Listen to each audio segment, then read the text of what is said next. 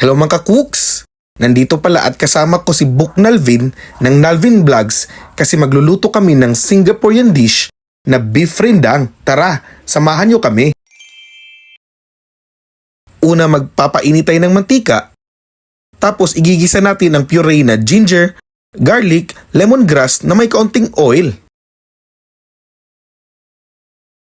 Sunod nito is igigisa rin natin yung puree na onion. Pagisado na ito, isunod na nating ilagay yung puree na red bell pepper na may kaunting chilies.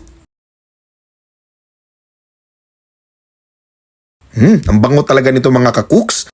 Tapos pwede nating ilagay yung ating beef. Tapos haluin natin ito ng maigi at hayaan muna natin ito na maluto hanggang sa lumambot ang ating karne at mag-reduce yung sauce. Ganito yung itsura at medyo nag-reduce na yung sauce. Lalagyan na natin ito ng coconut milk. Coco Mama, baka naman. Haluin natin ito ng maigi at maglalagay tayo ng star anise, turmeric powder, salt, and ground black pepper. At haluin natin ito. Hayaan mo natin ito kumulo. Pagkalipas ng ilang minuto, maglalagay tayo ng asukal para balanse ang lasa.